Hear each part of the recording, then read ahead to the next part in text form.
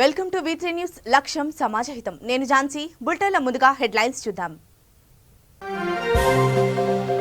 విశాఖ ఎండాడ జాతీయ రహదారిపై ప్రమాదం సిఐ మృతి కానిస్టేబుల్ పరిస్థితి విషమం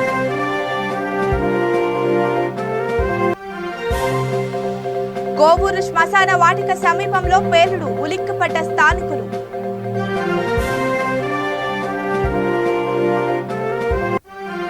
కర్ణాటకలో పీడబ్ల్యూడీ జేఈ నివాసంపై ఏసీపీ దాడులు పైప్ లైన్ లో నగదు దాచిన అవినీతి తిమింగలం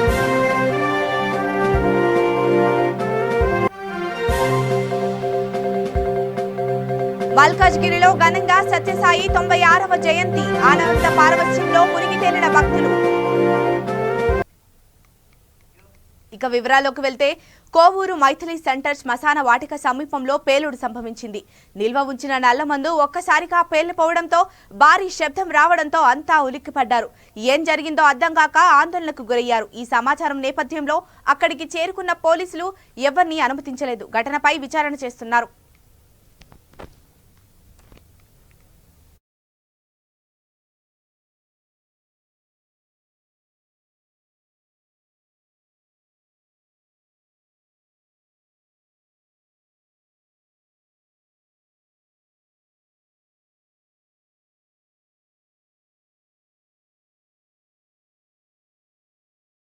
కర్ణాటకలో పీడబ్ల్యూడీ జాయింట్ ఇంజనీర్ తన సొమ్మును బ్యాంకులోనే బీరువాలోనో కాకుండా ఇంటిలో పైప్ లైన్లో దాచిపెట్టాడు. దీన్ని గమనించిన ఏసీపీ అధికారులు బిత్తరపోయారు. కర్ణాటకలో ఆదాయానికి మించిన ఆస్తులను కూడబెట్టారనే ఆరోపణలు ఎదుర్కొంటున్న పలువురు అధికారుల ఇళ్లలో ఏసీపీ సోదాలు చేశారు. దీంతో ఈ భారీ అవినీతి తిమింగలం పట్టుబడింది. కలబురగి జిల్లా పీడబ్ల్యూడీ జాయింట్ ఇంజనీర్ శాంతగౌడ్ బీదర్లో ఇంట్లో సోదాలు చేసిన అధికారులు అతడి అక్రమ సంపాదన చూసి షాక్ అయ్యారు. ఆయన ఇంట్లో 25 లక్షల నగదు పెద్ద మొత్తంలో బంగారం స్వాధీనం చేసుకున్నారు. శాంతగౌడ్ తన ఇంట్లో ఉన్న పైప్ లైన్ లో నగదును దాచి ఉంచాడన్న సమాచారం అందుకున్న అధికారులు ఓ ప్లంబర్ ను తీసుకొచ్చి వాటిని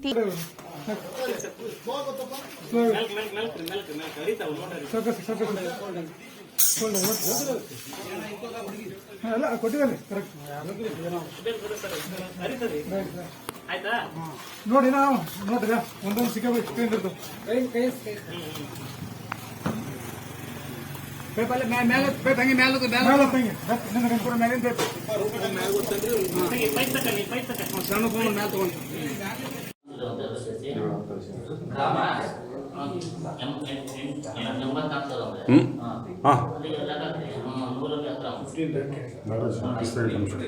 ಇಲ್ಲೇ ನಾಗರಾಜ್ ಇಲ್ಲೇ ಒಂದ್ಸಲ ಕೌಂಟ್ ಮಾಡೋಣ ಗಟ್ಟಿ ಗೋಲ್ಡ್ ಒಂದ್ಸಲ ಕೌಂಟ್ ಮಾಡೋಣ ಕಟ್ ಮಾಡಿ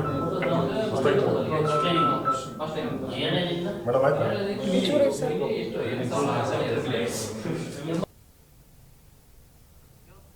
విశాఖ ఎండాడ జాతీయ రహదారిపై ఘోర రోడ్డు ప్రమాదం జరిగింది. ఈ ఘటనలో 3వ టౌన్ సీఐ చనిపోయాడు. కానిస్టేబుల్ పరిస్థితి విషమంగా ఉంది. ఈ విషయమై మనీష్ కుమార్ మాట్లాడుతూ ఈ ఘటన అత్యంత దురదృష్టకరమన్నారు. మృతుడి కుమారు చెన్నైలో ఉంటున్నారన్నారు.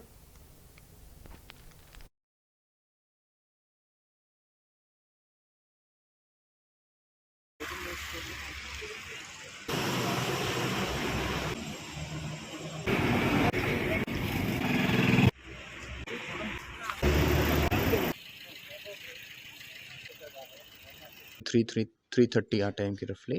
సో మనకు ఎండాడ జంక్షన్ దగ్గర యాక్సిడెంట్ జరిగింది. సో యాక్సిడెంట్లో మన 3 టౌన్ ఇన్స్పెక్టర్ ఈశ్వరరావు గారు and driver 2 people were there in the vehicle. So ఆ యాక్సిడెంట్తో 3 టౌన్ ఇన్స్పెక్టర్ గారు చనిపోయారు అండ్ వెహికల్ డ్రైవర్కి కూడా కొన్ని ఇంజరీస్ వచ్చినాయి. But he is safe. హాస్పిటల్లో ఉన్నారు బట్ హీ ఈజ్ సేఫ్.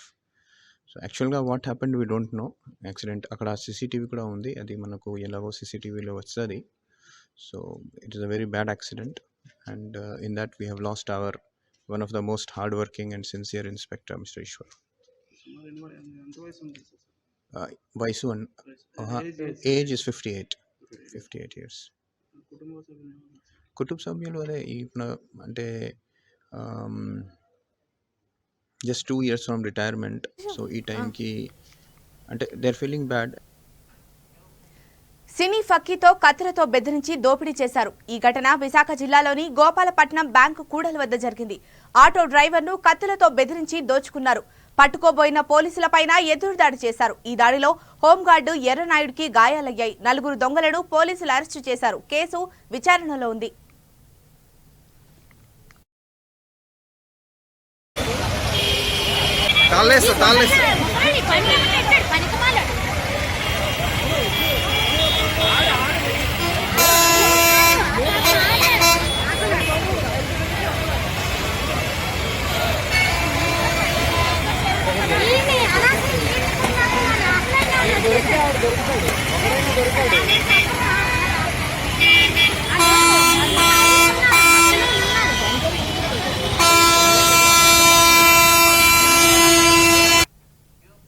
పశ్చిమ గోదావరి జిల్లా భీమడోలు పోలీస్ స్టేషన్ రైటర్ లంచం తీసుకుంటూ ఏసీపీ అధికారులకు దొరికిపోయాడు. లోక్ అదాలత్లో ఓ కేసు విషయమై రాజీ పడేందుకు భీమడోలు పోలీసులను సంప్రదించిన వ్యక్తి నుంచి రైటర్ సత్యనారాయణ లంచం డిమాండ్ చేశారు. పుల్ల గ్రామానికి చెందిన బుంగా శ్రీను భార్యపై రాయితో దాడి చేశాడనే ఆరోపణ కింద కేసు నమోదైంది. ఆ తర్వాత క్రమంలో భార్యాభర్తలు రాజీ పడ్డారు.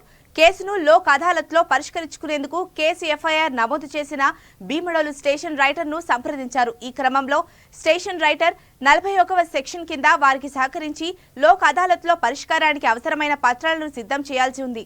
అయితే ఈ రైటర్ ఇందుకోసం బెయిల్ బాండ్ సిద్ధం చేయాలని, ఆధార్ కార్డు అందజేయడంతో పాటు ఫార్మాలిటీగా కొంత మొత్తాన్ని ఇవ్వాలని డిమాండ్ చేశారు. దీనిపై ఈ నెల 22వ తేదీన మరోసారి స్టేషన్ రైటర్ను సంప్రదించారు. బేరసారాల అనంతరం 3000కు ఒప్పందం కుదిరింది. దీన్ని శ్రీను ఇదంతా తన సెల్ ఫోన్లో రికార్డు చేశారు. ఆ తర్వాత ఏసీపీ అధికారులను సంప్రదించారు. తన వద్ద రైటర్ లంచం డిమాండ్ చేస్తున్న దృశ్యాన్ని చిత్రీకరించిన వీడియోను వారికి అందజేశారు.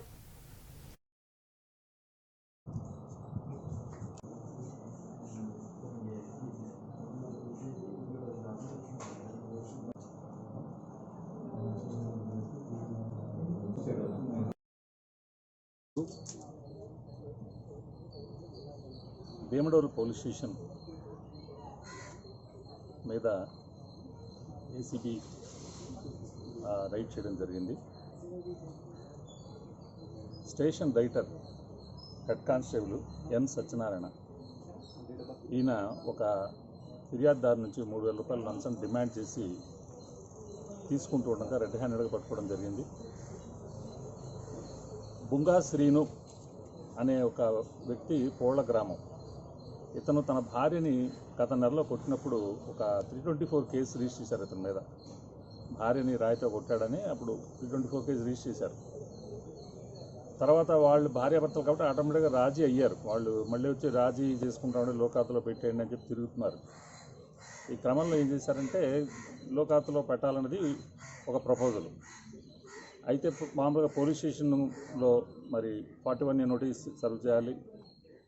అలాగే అడిషనల్గా ఏం చేశారంటే ఇప్పుడు ఈ రైటరు అతను బెయిల్ బాండ్ మీద నువ్వు సంతకాలు పెట్టాలి, బెయిల్ బాండ్ సంతకాలు పెట్టాలి కాబట్టి నువ్వు ఆధార్ కార్డు తీసుకుంటా, వస్తూ నువ్వు ఖచ్చితంగా ఫార్మాలిటీ నువ్వు తీసుకురావాలని డిమాండ్ చేయడం జరిగింది. అతను కొంత బతిమలాడితే మొత్తానికి 3000 రూపాయలకి అతను యాక్సెప్ట్ చేశాడు.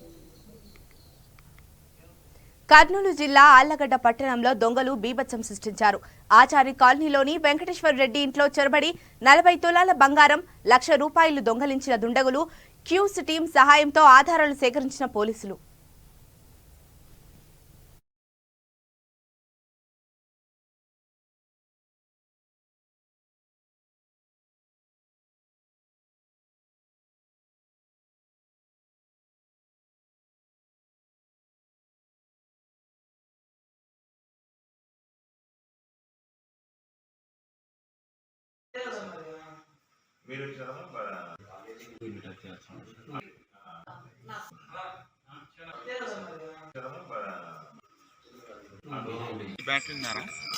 నమస్కారం అండి.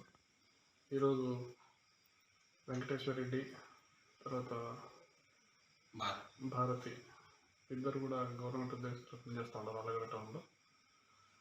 వాళ్ళ ఇంట్లో వీళ్ళు విధులకు 9 గంటలకు మార్నింగ్ ప్రతిరోజులాగా వెళ్ళిపోయినారు.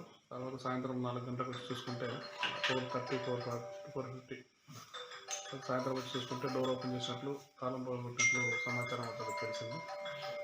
వెంటనే లోపలికి వచ్చి చూసుకుంటే ఇంట్లో ఉండే విలువైన వస్తువులు కూడా కనపడడం లేదని, ఎవరో గుర్తున్న వ్యక్తులు దొంగతనం చేసినట్లుగా మనకు సమాచారంలో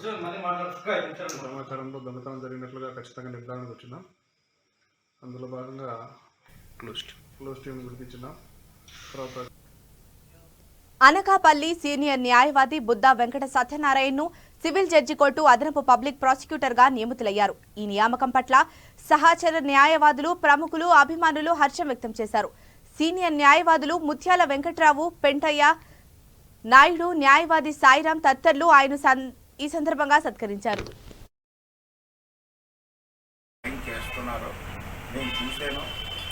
నేను వింటున్నాను, చాలామంది లాయర్స్తో కూడా మంచి అభిమానం పొందుతున్నారు ఆయన. అదే కాకుండా ఈవేళ ఎమ్మెల్యే గారు ప్రత్యేకించి ఆయన్ని దృష్టిలో పెట్టుకొని మా ఏపీకి ప్రత్యేకించి నువ్వు ఉండాలా, నువ్వు ప్రజలకు సేవ చేసి మనుషులు కాబట్టి నువ్వు తప్పకుండా ఉండాలని చెప్పి ఆయన పదవి ఏపీకి పదవి ఇచ్చారు. ఆయన ఈ పదవి నన్ను అడిగితే ఈ పదవి ఆయనకి ఇంకా చిన్నదే, ఇంకా పెద్ద పెద్ద పదవులు పొంది ఆవిడ మంచి పేరు తెచ్చుకోవాలా.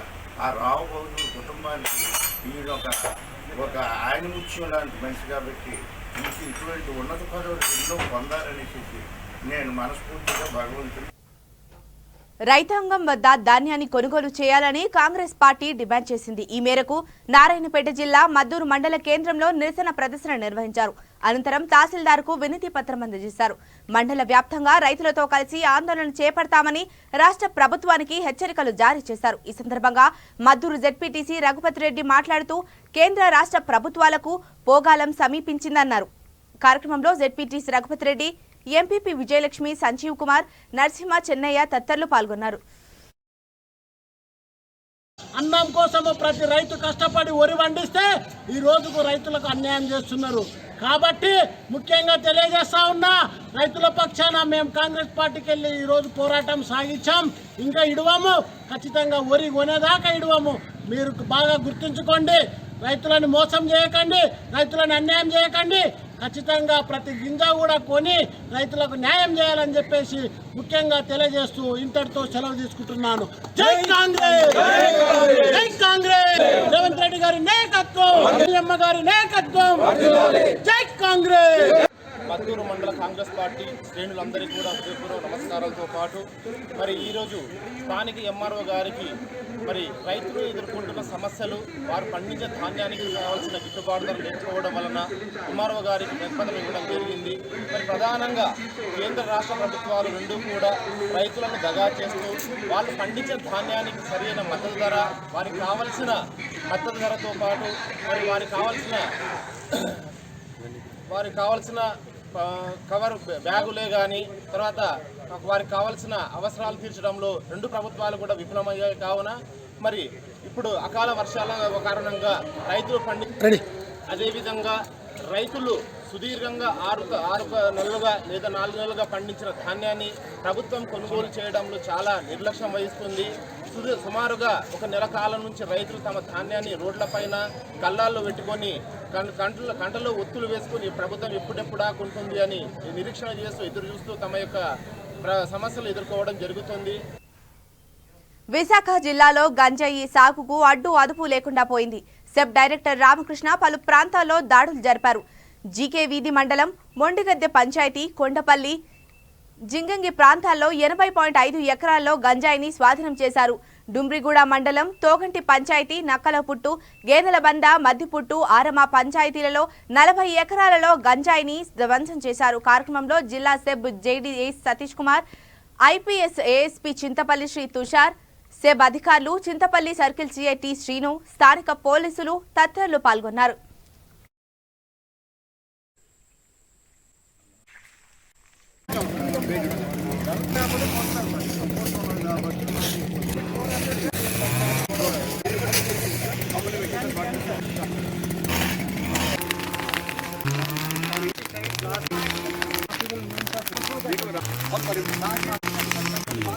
वीडियो क्या होगा? वीडियो फोटो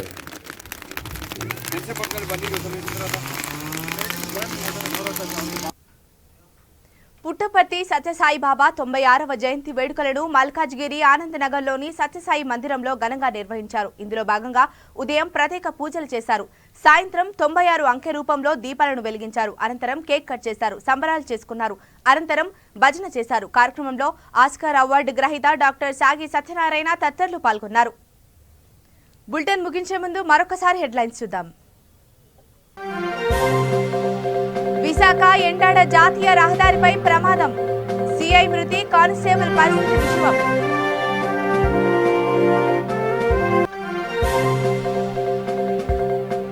కోవూరు శ్మశాన వాటిక సమీపంలో పేలుడు, ఉలిక్కిపడ్డ స్థానికులు.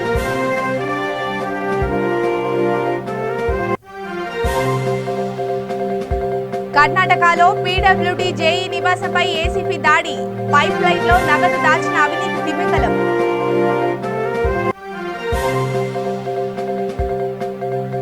మల్కాజ్గిరిలో ఘనంగా సత్యసాయి 96వ జయంతి. ఆనంద పారవస్యంలో మునిగి తేలిన భక్తులు. ఇవి ఇప్పటివరకున్న అప్డేట్స్. మరిన్ని అప్డేట్స్ కోసం చూస్తూనే ఉండండి. V3 న్యూస్, లక్ష్యం సమాజహితం.